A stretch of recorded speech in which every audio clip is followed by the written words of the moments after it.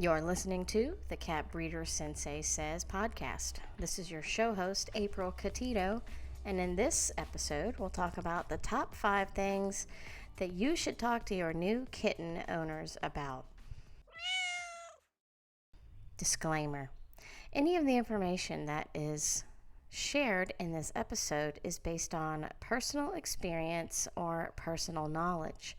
Your experience with new kitten owners may be completely different.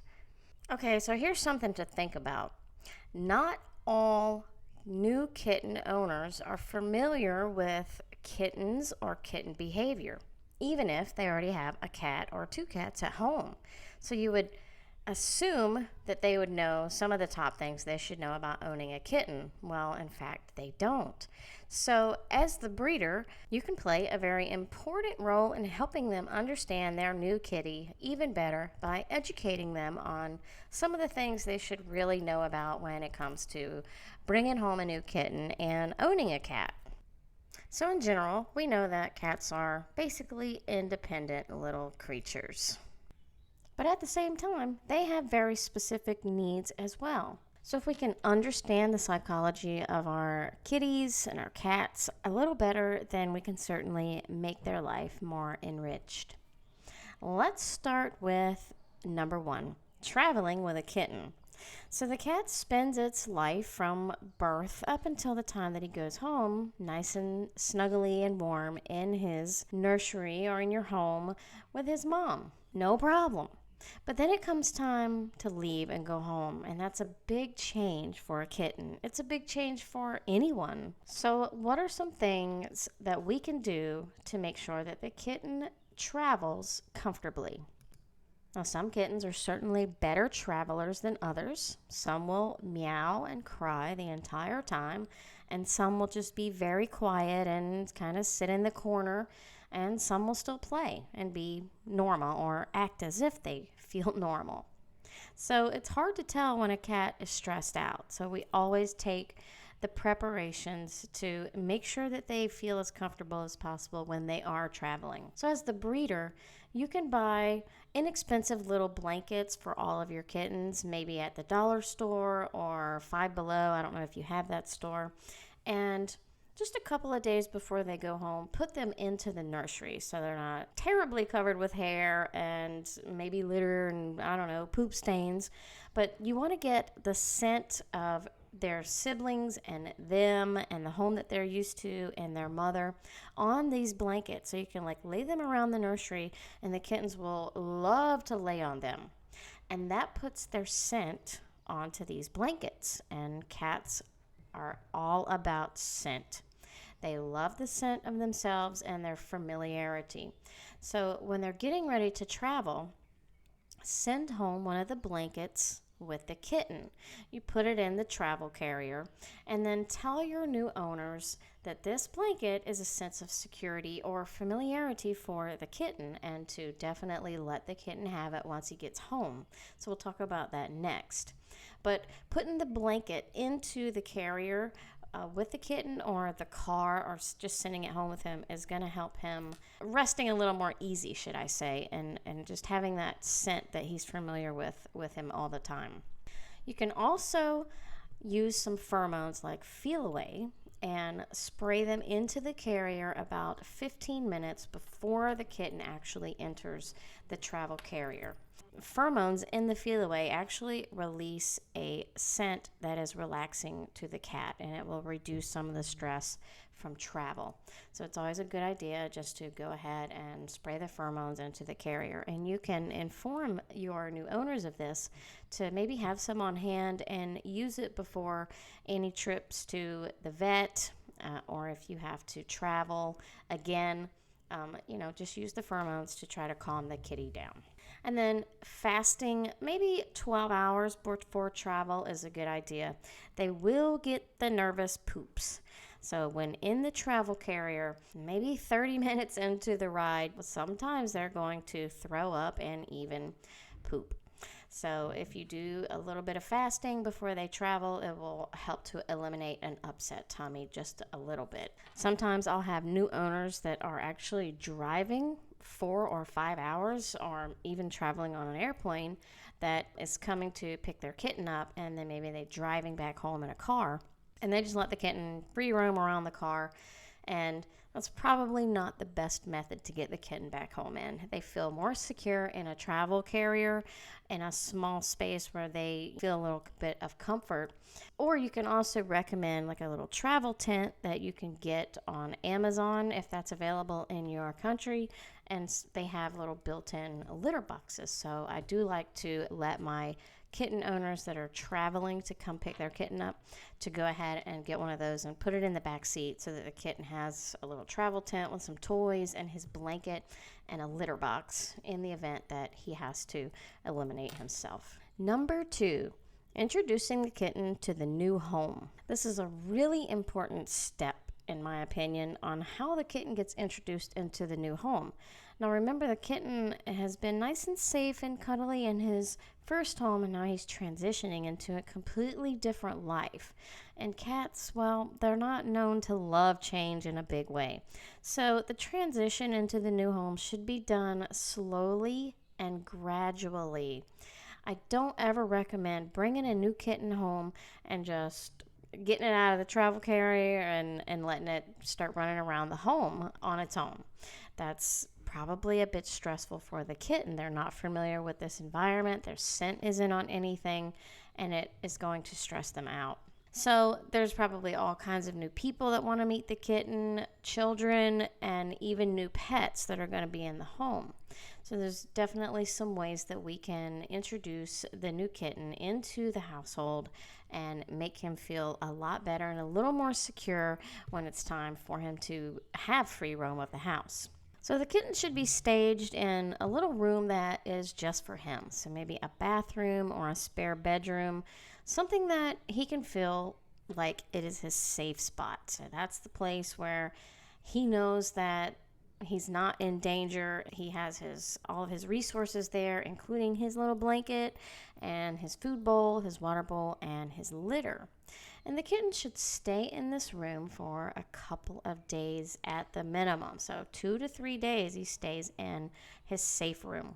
Now you can go in to visit the kitten for 15 or 20 minutes and play with him, and definitely interact with him and pet him and let him know that everything is okay and this is his new home now. It may seem like a really long time to leave the kitten in this room for a couple of days, but in the end, it's going to be just a little grain of sand compared to the rest of his life, where you want him to have made that transition comfortably and have confidence when he does come out of his room and become part of the household now. Now, I'm a fan of Feliways, so I think you should have a little Feliway plug in there to release those pheromones and reduce any amount of stress if there is any for the kitten. So plug in a little pheromone diffuser in his safe room. The room should be somewhere where he can hear the sounds and the people that are in the house, and he can get familiar with all of the noises in his new home and just get comfortable in his new space.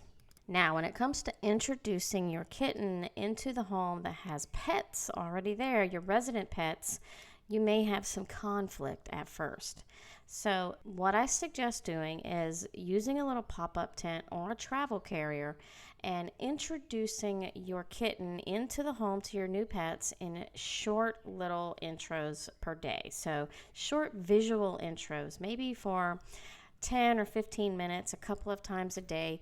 Put the kitten into the carrier and put him in the main area of the house where the other pets can walk around the carrier and smell the new kitten and get used to the idea that this kitten is now part of the family. Cats are territorial, and when they see new cats in the home, they feel like they are there to take their resources away, whether it's their food, their human, their beds. So we don't want them to get that feeling. That will stress your resident cat out as well. So we want the introduction to be very slow and gradual, and we don't want to rush things. A lot of people take their kittens home and they think that the resident cat is going to be excited to see a new kitten in the home. And that's not usually the case. So always recommend to your new owners that they should do a very slow and gradual introduction process. I'll have a video on the episode on the website, catbreedersensei.com, that I really always recommend to people. It's by Jackson Galaxy. You can go to the website and watch the video about a proper introduction, and I send that to my new kitten owners. Number 3 is litter box. So one of the number one complaints that veterinarians see from cat and kitten owners is inappropriate litter box usage or inappropriate elimination. And there can be so many factors that play into why the cat is not using the litter box. First, if the cat is eliminating outside of the litter box, make sure that there is nothing medical going on. So the cat should see the vet if he's not using the litter box and make sure there's no UTI, kidney infection, blockage, anything like that. Some rules to go with as far as litter box is 1 litter box per cat plus an extra one. So if you have 2 cats in the house, you should have 3 litter boxes. The litter box should be big enough for the cat to get in, including his tail, and turn around. Should have 3 to 5 inches of depth of litter. Now the litter type is going to be up to the kitty. Sometimes they're finicky about how the litter feels under their paws. So if you're having a little challenge with the litter, you might want to try different litter types. There's so many different types out there. There's clumping litter and silica and corn and wheat and newspaper and pine pellets. So you might have to try different litters until you find one that the cat likes. Also, the location of the litter box matters. So the location of the litter box should be in a place where there's not a lot of traffic. So the cat doesn't want to feel like he's getting bomb rushed if he's in the litter box doing his business. Should also be at least 2 feet away from his bed, which should be 2 feet away from his water, which should be 2 feet away from his food. So you want to make sure you have a good distance between litter box, bedding, water, and food. I mean, you don't want to go to eat dinner in the bathroom, do you? No, neither does your kitty. Make sure that the waste is being removed from the litter box every day, and then totally remove the litter and disinfect the litter box at least once every couple of weeks. Now, I know a lot of people don't do this, but to just clean the litter out, there's a lot of bacteria that collects in there, and just replace it with new litter after the litter box has been disinfected is just good practice. Number 4 is food. So this is, one of those controversial topics of what is the best diet for a cat. Well, we know that they are obligate carnivores and that they really thrive on a protein-based diet. So ultimately, a raw diet is probably the best choice for a cat. However, it's not the best choice for cat owners. It's high maintenance, it's a lot of prep time, and not everybody is willing or able to feed a raw diet to their cat. So you look to the products that are on the shelf to feed your cat. So they should definitely have a mixture of canned and dry food. And then again, the quality of the food is going to make a big difference in the cat. I always say what works for me and my cats is up to me. We'll decide that together. I don't want other people forcing specific food brands down my throat because they have an affiliate link, like Life Abundance. You see that everywhere. That's because they are commission-based. If you buy the cat food, then they get a commission. I'm not about that. I want to choose a food that I think the cats are happy with. Nobody's throwing up after they eat. No one has diarrhea after they eat. They are a healthy weight. Their coats look nice and smooth and clean, and they're not dried out, and there's no dandruff. That's what I want to see. That, to me, it means that they have a decent diet. Their eyes are clear. Definitely read the ingredient list on the cat foods and make the best decision that you can when it comes to choosing a cat food. There are so many brands that I don't think there's a wrong answer if you're choosing one that's high in protein, low in carbs, and that is made from quality ingredients. The less ingredients that are on the list, the better the food is for your cat. Inform your kitten owners to make good decisions. You can start your kittens out on a particular brand of food and then recommend that to your owners, and then what they do once the kitten get home is totally up to them. Kittens should eat a different food than adults. However, they need different nutrients until they reach their adult age. So kittens usually should eat kitten food until they're 12 months old and 15 months old for Maine Coons or larger breeds. So you can recommend that the kitten just stay on the kitten food until they reach adult age to your new owners. Number 5, environmental enrichment. There are several things that a cat needs to be happy inside his home and inside his environment. Cat shelves, places to climb. Cats love to be up high so they can look at their area from a high level. Cat trees, scratching posts, window seats, lots of toys, interactive toys, hunting games, and even interactive feeders. So a good list of these things to help enrich the environment for your cat, you can provide that to your new owner and give it to them as a shopping list and say, your cat needs all of these things. As far as scratching posts, some cats are vertical scratchers, some are horizontal scratchers, some do both. So it's a good idea to offer both types of scratchers to the cat until you can observe the cat and decide what type of scratcher he is. If they like to stand up and scratch their claws, then they might be the ones that want to scratch the furniture. And you want to have vertical scratching posts in many places of the house. Some like to scratch the carpet.